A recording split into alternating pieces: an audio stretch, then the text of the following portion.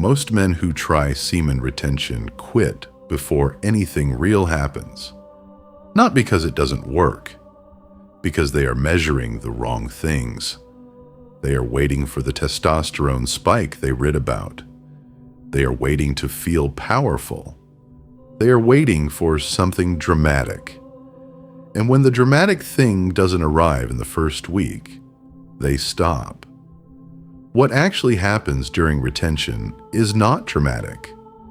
It is subtle. It is the kind of change that doesn't announce itself. The kind you only notice when you look back and realize something has shifted.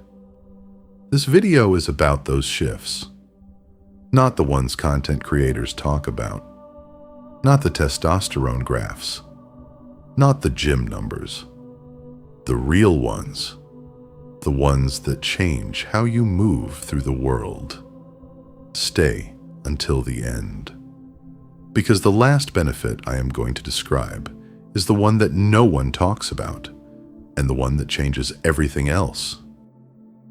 Every semen retention video you have ever seen starts the same way. Testosterone goes up, energy goes up, confidence goes up, gym performance improves, women notice you. And all of that is true to some degree. But here is the problem with that framing. It positions retention as a hack, a shortcut, something you do to yourself to produce an output. And the man who approaches retention that way is always going to be disappointed, because he is measuring outcomes that depend on 100 other variables. His testosterone also depends on his sleep, his diet, his stress levels, his training. His confidence also depends on his work, his discipline, his environment. His gym performance also depends on his program, his recovery, his nutrition. Retention alone does not produce these things. What retention does is remove something that was working against all of them. And that is a completely different mechanism. Not addition. Subtraction.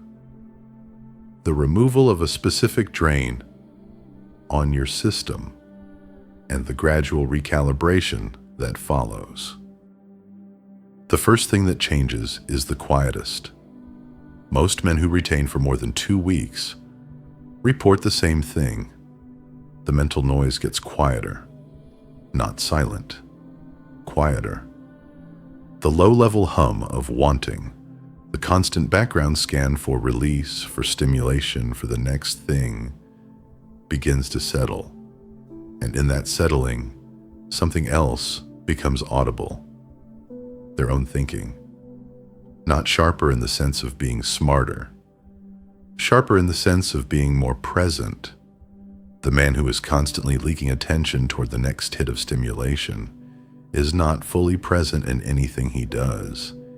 He is half there, half somewhere else. Retention stops the leak, and the attention that was quietly draining away stays. It goes into whatever is in front of him.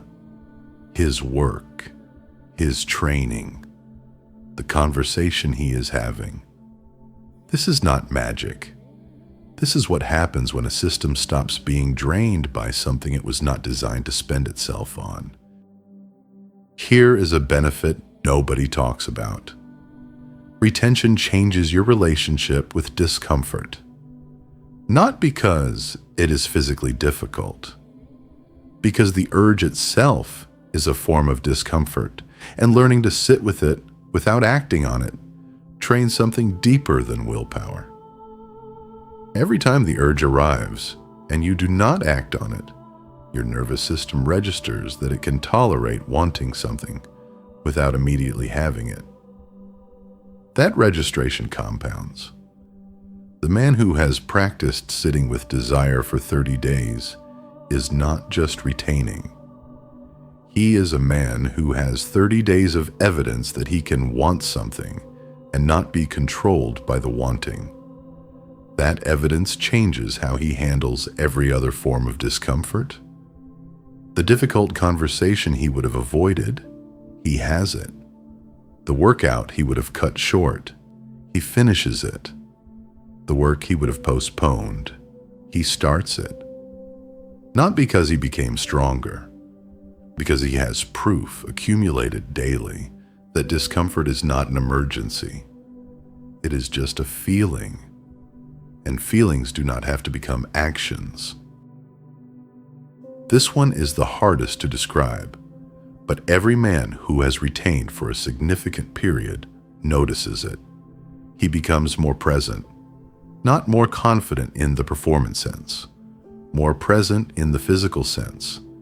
He takes up more space, not aggressively, not self-consciously, simply because the part of him that was constantly reaching outside himself for something has come home. His eye contact changes, not because he practiced it, because he stopped looking for something in other people's reactions. He stopped scanning the room for signals of approval or rejection. He is simply there, and the people around him feel the difference. This is the mechanism behind the aura that retention content talks about but never explains. It is not mystical. It is the experience of being in the presence of a man who does not need anything from you, who is not quietly asking, who is simply here. That quality, that completeness is magnetic, not because of what it looks like, because of what it feels like to be around it. If this is landing for you, subscribe right now, because the last shift I am going to describe is the one that most men never reach. Not because the practice is too hard, because they stop before the timeline where it happens. This is the benefit that changes not just how you feel, but who you become. Hit subscribe. Stay with us. By the time a man has retained for 30 consecutive days, something has changed that has nothing to do with biology. He has built a track record with himself. Every day of retention is a day his brain registered. I said I would do this. I did it. 30 days of that registration changes how a man relates to his own word.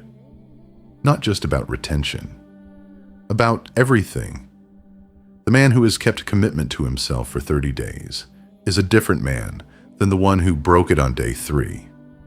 Not because retention is special, because keeping any hard commitment to yourself for 30 days rewires the relationship between your intentions and your actions. You stop being the man who means to do things. You start being the man who does them. And that shift from intention to identity is the one that changes everything downstream. How you approach your work, how you keep your other commitments, how you speak about what you are going to do, because you know now that when you say something, it happens. That is not a benefit of retention specifically. That is what happens when a man proves to himself repeatedly over time that he can be trusted by himself. Semen retention is not a hack. It is not a shortcut to testosterone or confidence or attraction. It is a practice. And like every practice that is worth anything, the benefits are not in the doing of it. They are in who you become by doing it consistently for long enough in the absence of applause. The mental clarity, the tolerance for discomfort, the presence that other people feel before you say a word, the identity that forms when you keep a commitment to yourself for 30 days in a row. None of these are dramatic. None of them will make a good thumbnail, but they are real, and they compound. And the man who stays with this practice long enough to feel them compound is a different man than the one who started. If this video gave you something, subscribe. This channel is for the men who are serious about what they are building. New video every week. Hit the bell. Stay with us. Stay cold. Keep building.